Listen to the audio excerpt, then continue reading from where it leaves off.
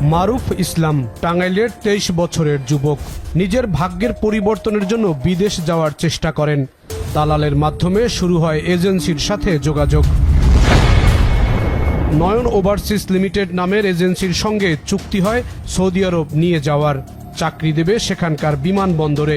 বেতন হবে সৌদির 1400 রিয়াল। এজেন্সিকে দিতে হবে 5.5 লাখ টাকা।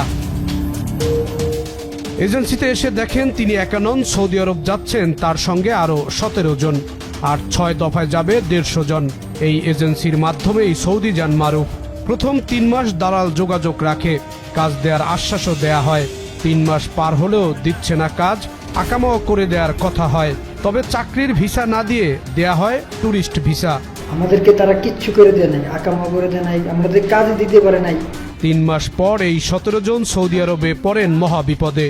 যে বাড়িতে ছিলেন সেই বাড়ির বিদ্যুৎ পানির লাইন বন্ধ করে দেয়া হয়। বিপাকে পড়েন তারা, একে একে সবাই অসুস্থ হয়ে পড়েন। ওই বাড়ি ছেড়ে দিয়ে 17 জন চলে যান। মারুফ আশ্রয় নেন এক আত্মীয়র বাসায়। এজেন্সির সঙ্গে যোগাযোগ করতে পারেনি ভুক্তভোগীরা। আরও যারা এই এজেন্সির মাধ্যমে বিদেশ গিয়েছেন তারাও পড়েছেন একই রকম অবস্থায়। এই দালাল চক্রের সন্ধান পেয়েছে টিম এখন। প্রথমে কেউ এসব জালিয়াতি নিয়ে কথা বলতে রাজি হননি। এমডি আব্দুল আহাদ নয়নের খোঁজ মেলেনি। পরে কাগজপত্র প্রমাণাদি দেখালে তারা স্বীকার করে নেন তারাই এসব ব্যক্তিদের সৌদি পাঠিয়ে প্রতারণার মাধ্যমে টাকা হাতিয়ে নিয়েছেন। না ভাই, আপনি বলেন, এখানেই বলেন। এক পর্যায়ে তথ্য উপাত্ত দেখে চমকে যান। তখন পাশের রুমে গিয়ে এখন টিমকে টাকা দিয়ে ম্যানেজ করার চেষ্টা করে প্রতারক দালাল চক্র। আপনারা তো অপরাধ করেন নাই, করছেন? না আমরা অপরাধ করি না।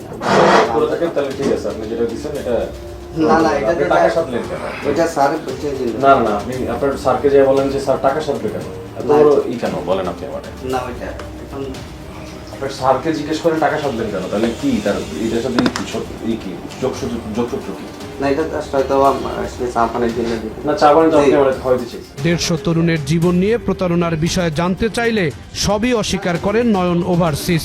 ঘটনাটি এড়িয়ে যাওয়ারও চেষ্টা করেন তারা।